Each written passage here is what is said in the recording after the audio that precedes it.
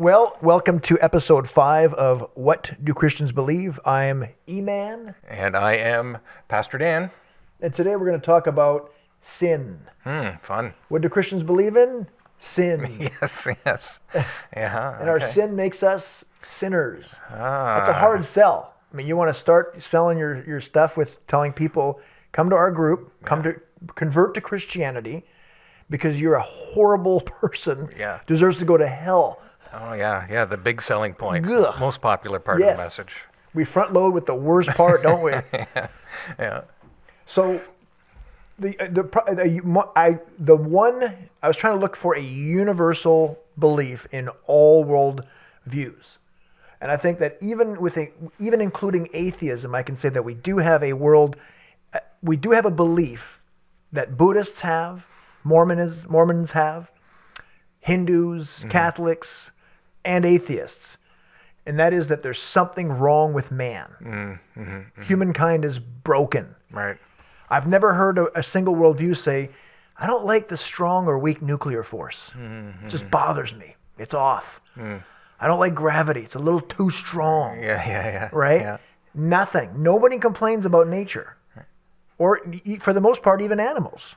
Right? We all agree. Yeah. Something's wrong with man. Sure. And I think we do all agree that there is something wrong in nature as well, in that when we see an earthquake come and flatten a city, we attribute that to that's not right, right? That it shouldn't be like that, right? We're not meant to be killed in disasters. We shouldn't be. So there is that, but I get your point. Like the main thing is like, everybody feels like, hey, we should be better. Right? It's not even that we're disastrous at it, but it's like, hey, we're not everything we should be. We ought to be a little, right? There's that general feeling of like, we should be better. Right? Yeah. So. Yeah, and in the 70s, psychological field, specifically with the American Psychological Association, began to move away from what had previously been considered an underlying belief even in psychology, and they started doing away with human sin. They started the notion that we were not sinful, that's too big of a word. Right. We are just simply either uneducated or malfunctioning. Yeah. And obviously the rise of materialism goes hand in hand with that. I even heard Sam Harris, I believe it was Sam Harris, had a podcast in which another fellow atheist was saying how relieved he was to know that all the terrible things he had done to past girlfriends, past relationships, wasn't his fault. He's not guilty of it. It's not really even him, because now all the cells in his body have now, every 7 to 9 years, even your bone cells are new. You're constantly refreshing. I see. And there's atoms moving in and out of that from your food, right? You're not in any way materially the same person that you were, especially 20 years ago. And you had no choice, because you have no free will, but to go through the weird broken mechanics, the moral arc of your life, which isn't really morality. Anyways, thought it was interesting. And with the removal of sin from psychology, we came to the notion of being sick but not sinful. Right, yeah. So rehab over repentance. Right. So that's always my question. Why, if there is no God, if there is no moral requirement, why do we feel like this, and what made us feel like this, right? If this has just always been the way it is, then why do we feel like it should be different, right? But if it actually should be different, why? Why should it be different? That's the evolutionists or the agnostic, there's really no answer for that. It's just, I would prefer if it was better. Which got me, like we saw episode 2, we talk about objective morality. Yeah. That implies a standard. Well, that's the question. Because why? if my desire is for alcohol at night, every night, huge quantities, because it feels good at first, and I'm willing to stomach the hangover the next day, who's to say that I'm broken? Right. But then if we all feel like that, why? What causes that feeling if this is just the way that things go? Yep. And the Christian answer is, probably the simplest way to say is sin. Yep. Sin is the thing that's inside us that makes us feel this way. Yep. Yeah, and I mean, the movement away from guilt is obvious. Who wants to feel guilty when they can just feel they're a victim? Yes. And it's led all the way to things like the notion that nothing is objective. So, give an example. I saw this cover of, I think it was Vogue magazine or Cosmopolitan, and they had an all obese model edition. Okay. Every model, like underwear, bathing suits, nightgowns, all obese.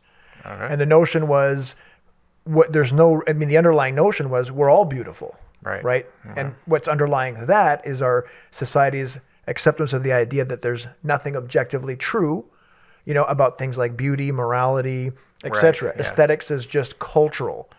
So instead of, nature would tell that obese person and their doctor as well, nature's out to kill you at that point. When you're morbidly obese, a good doctor would say you're in the wrong side of biology. Right? Forget aesthetics. Mm-hmm. Nature's coming to get you. Yeah. Nature is fat phobic, if you want to put it that way. Yet that's, you can't create a philosophical shift like the one that happened about 100 years ago when we really began in Western society to abandon Christian principles and not have the chickens come home to roost. Right. Yeah. It affects everything. Totally. Francis Schaeffer's book, Escape from Reason. Have you read that one? I don't remember. Small, thin book, and it describes he draws a staircase, and he says at first the academics preach it, then the artists embellish it, then government politics cements it, and finally the real sign of decay is when the church accepts it. Oh, okay. And I mean, we've seen. In many ways, the church has now become the place where the world's philosophy is beginning to make the standard. For sure. Yep. We're losing our watchman status. Yeah, for sure. The Ezekiel watchman on the wall. Yes. Yeah, totally. And then with rehab, not prison, right? Yeah. C.S. Lewis pointed out, as soon as we have you're sick, not sinful, you're a victim, you're not guilty. You're a victim of your chemistry, your history, your lack of education, but certainly not your ill will, because you don't have such a thing. Mm-hmm. Now you can happily rehabilitate someone forever. Right, yeah. If you're in prison and they don't deem you cured, it's like a card that's not deemed fixed. It stays in the shop. Right. So you're going to get, unfortunately, what you're going to get is these horrific busybodies in society, the heads of institutions, government institutions, educational institutions, prison institutions, which can perpetually keep you a broken machine until you comply in their rehabilitation services. Yeah. I think we can go on from that. The idea in the Bible of punishment, it's appropriate consequences for actions. That's what it is, right? There has to be consequences for wrong actions, right? If somebody steals something, they owe something. There's a consequence to that. If somebody beats up somebody else, there's a that's what the idea of the Bible's reaction to wrong is. Because it's not so much about the rehabilitation and the change. That can be part of it. Exactly. But not at the expense of the appropriate consequences meted out to the offender. Because of a willful sin on the moral plane. Right. Of a even free will accidental consciousness. sins have consequences. But if it's less accidental, there's more guilt. Well, kind of like the difference between manslaughter and murder. Yes. Right? In the Bible, if somebody was proven to be a murderer, the consequence was the end of your life. Yep. Right? That's the right consequence for taking someone else's life. Yep. But if somebody accidentally kills someone, they could flee to another. It's like they have to leave their life behind, but they could survive because it was by accident. Yep. And they would have to leave to go to one. I think there was 5 cities in Jerusalem or in Israel they could go to, or they could just flee to another country. Yep. They wouldn't be executed though. Is the point? Exactly. Is if they left. There was less moral guilt. Yeah. It was to protect them from, I think, the revenge of the other person's family. There's a whole bunch of things that the Bible puts in there, trying to the eye for an eye thing isn't like a punitive thing. Like it's more a protection thing in that the punishment should fit the crime. Yep. Right. So you don't kill somebody for stealing your lamb. He has to give the lamb back. Yep. Right. So that kind of idea is.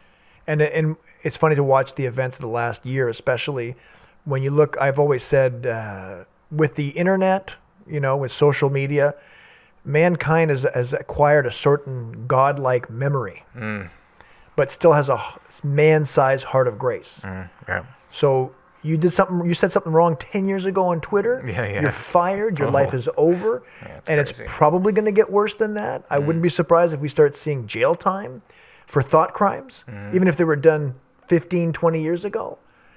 And so the idea that Christianity is oppressive, as I grow older, it becomes obvious to me that man's oppressive. Yeah, totally. With the whole, systemic racism riots, where someone has white skin, so you're gonna burn down their business and beat them outside the doors of their business half to death, if not to death. That's happened, right? Because of the color of their skin. That shows you when you divorce reason from your worldview, you end up with man as animal. Right. And I was watching an animal show with my daughter the other day where it's wolves against bears. Okay. Right? Yeah. Very fascinating. But it's who's the poet that said nature is red in tooth and claw? Oh, I don't know. Is that Yeats? Maybe. Keats or whatever. Anyways. Yes, that is what man devolves to when we ironically step away from a Christian worldview. We become more desire-based. I desire revenge very strongly, and so does most people in my society. Therefore, we're going to get it. Yeah, so I think that you're absolutely right. When you throw out a moral God to whom we are all accountable, then we can just make whatever up. Man is God. Right? And so you can end up like the Romans in the times of the heyday of the Roman Empire. They had people as possessions, yes, right? Including their children. They could just do away with them whenever they wanted because they were their possessions. We had a kind of a carryover for that into the slavery of the United States, but slavery is still active all over the world. People are owned by other people. Some people say there's more slaves in the world today than there ever has been. So people are owned by other people. It's terrible. God does not say that that's the way it is, shouldn't be like that. And one of the reasons why God gave us law, and we talked about this, is because if we follow God's moral law, we will all be free. Yes. Right? Not oppressed. Exactly. Right? And so God's insistence that there are consequences to wrong actions is also our freedom. Right? We know that there are appropriate consequences to be meted out for these actions. No ifs, ands, or buts. Here's how the punishment for this goes. And that is awesomely encouraging and comforting for an society. It enables a lot of freedom because we know that people aren't just getting away with whatever they want. Right? There's a law about if A, then B. Yeah. And like we said before, I think if you had a accountant and you stood to inherit millions of dollars from your dead parents, would you want an accountant that obeyed "Thou shalt not steal," or was progressive and flexible enough morally to see beyond that because of a complex worldview? Right? We all know at a point in time we benefit from these laws, and they're 10 commandments. Like somebody said, I can't remember who it was. We have more restrictions on our cell phone contracts than we have from God, right? Yeah, sure, that's a good one. And man, with the incoming new morality, there's laws trying to be passed in our own country that would allow the government to shut down me and you's personal social media if it didn't fall in line with exactly what they want. God's a lot more patient than man, God is a lot more graceful I know he's more graceful than me. Because if I was in his place, I would rain down incredible, every day would be Sodom and Gomorrah all over the world. Right. So I'm glad I'm not God. Other people at least should be glad I'm not God. Yeah, that's right. Those people that cut you off in traffic would be in trouble. Man. They'd disappear. Literally. And it's interesting because Buddhism has a very, neutral view of sin.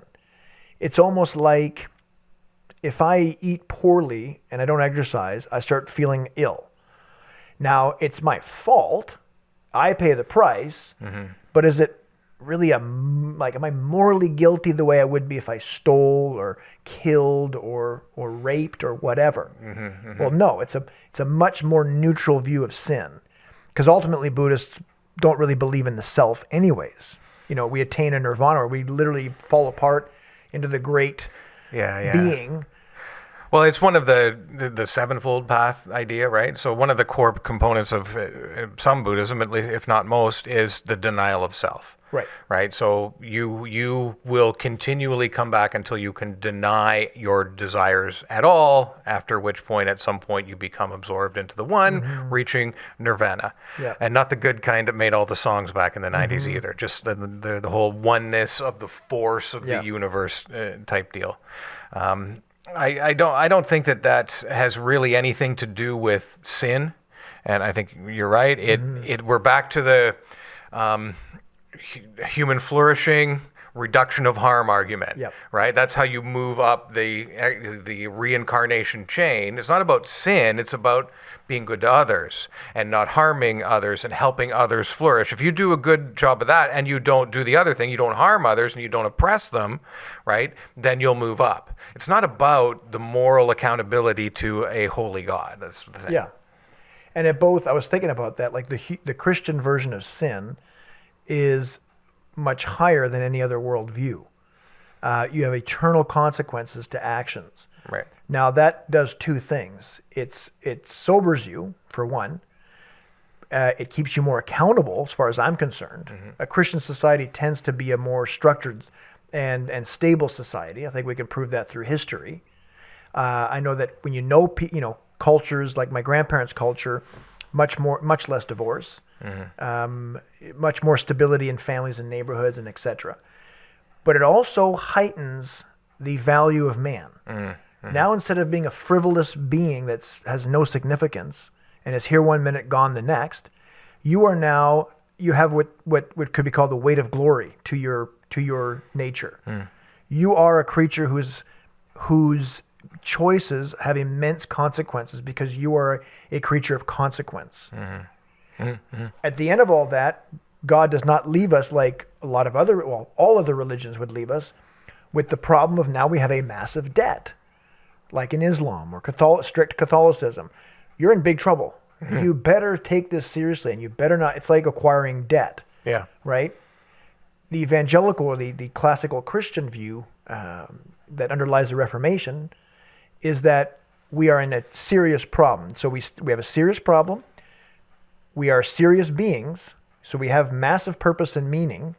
But now we have a serious debt problem, which is our sin. And it cannot be wished away. It cannot be ignored away. It must be dealt with. Right. So it provides, now we come to the problem of what that is. Right. Okay. So what would you say to someone sitting there going, I realize how sinful I am. Now what? Yeah. Well, we get the Sunday school answer for that in a second, but just want to make sure we all understand what we're talking about when we're talking about sin. You hit on it before.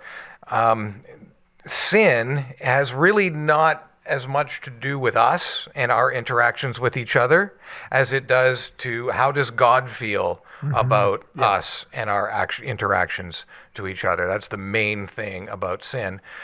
So sin would be any lack of conformity to God's holiness, basically. So if you fail to do good when it's required of you, that's sin. If you do wrong when you should, like to do wrong is also, so there's sins of omission, sins of commission, right? Any lack of the holiness of God is sin. And sin isn't necessarily okay. Here, go back here. Okay, think of light and dark. Okay, light and darkness. Darkness isn't a thing, right? It's the absence of something. Okay, that's the same principle in good and evil, right? Evil is not a thing. Evil is the absence of goodness, right? That kind of thing. So sin is also similar to that. It's we're missing something. We cannot, because of the thing that we're missing, be acceptable to God because we're deficient. We're not full to the brim of holiness. We've lost some. We have a vacuum in us.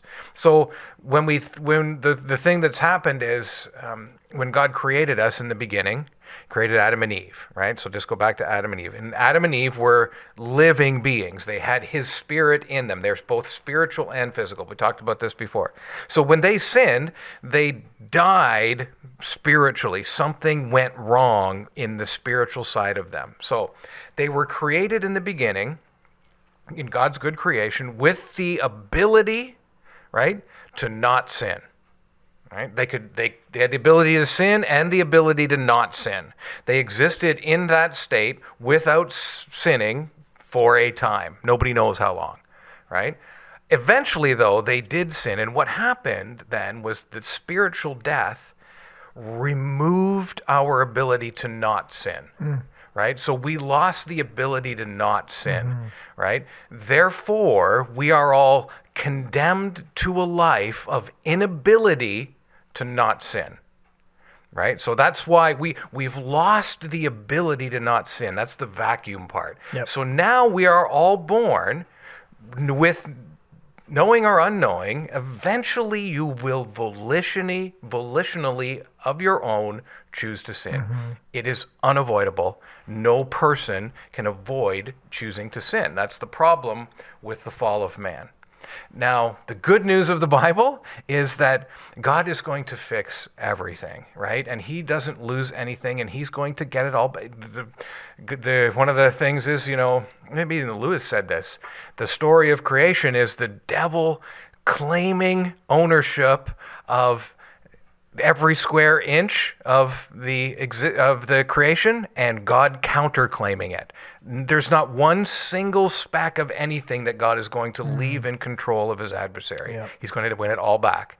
And add on to that this idea of redemption, right? And that God never loses, he only gains. So when we are redeemed and glorified in the end, when he fixes it all, we don't just get back our ability to not sin.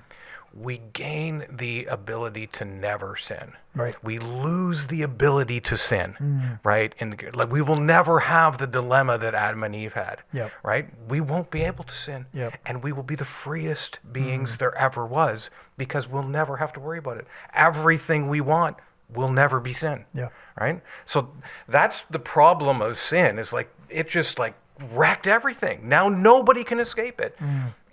And the beauty of the gospel is one day nobody will ever fall for it again. Right.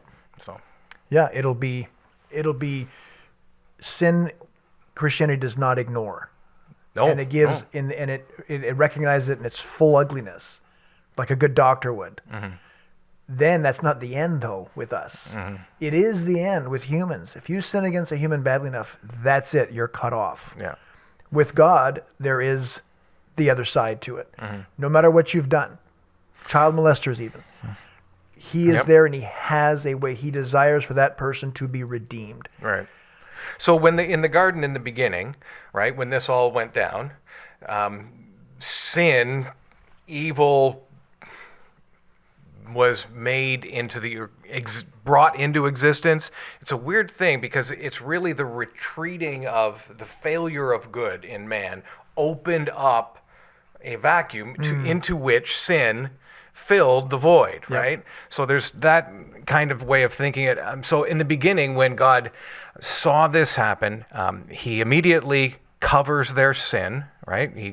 I'm going to kill some animals, make some clothes for you guys, right? He covers their sin. And he promised them, when you eat from that tree, dying you will surely die. Sure enough, they're spiritually dead right there. Now they lose the ability to not sin. And but what God does is he's like, okay, we're going to suspend judgment here from now. We're going to stop for a second. Yep. And then the rest of the story of creation is, how is God going to transform a creation and creatures that could have right? Obeyed and could have done right and could have not sinned, but fell into creatures he is going to save, and not just put them back, but put them back in a better place. Right? That's the whole story of the Bible. How are not we going to conquer sin? How are we going to deal with our sin? And who are we going to trust to deal with our sin ultimately and eternally? And how is that going to look? And God's word is full of how do we deal as humans in our fallenness? Because that's going to take a while. It's coming, but he's going to let this go on until the end, when he changes everything into a way better creation than even we started with. Yeah. And, like we said, what I love about, the good news about on the forefront recognizing your sin within the Christian context is God has a way to deal with it. And it's not the end. It's just the beginning. And there will come a time where the way he deals with it, we're going to make it as if it never happened. As if you lived a life. That's the whole, for those uninitiated, so those who are not Christian, the term propitiation in Christianity, or Jesus' sacrifice, simply means that by following Christ, we have his life applied to our life. So it's as if we lived Christ's life, even though we didn't. And as it says in 1 John, he who says he has no sin, the truth is not in him. But for those who do sin, meaning Christians, we have an advocate that will faithfully advocate for us. And that's what I love about the Christian view of sin, is it doesn't ignore that there's obviously, turn on the news, there's obviously something wrong with man. And I live in your own mind. There's obviously something wrong with me and you. Anybody sitting there that has any ounce of introspection knows something's wrong with me. Yes, you don't have to ignore it, but it isn't the end. The God of Christianity solves all of that ultimately. Right. And there's all of those religions and different worldviews that you just You're mentioned on your own. It's here's the God's path. Here's the problem. Here's the moral Olympics. And hopefully you can make the team. What you need to do in order to combat or and you solve that never know problem. if you've done enough. But the Bible is the opposite. Yes. Here's the problem, and here's what I'm doing about it. And we're not capable of overcoming our sin problem. Right. It's not up to us. We fall, and like Jesus says, come to me, those who are heavy laden and heavy burdened. My yoke is easy, my burden is light.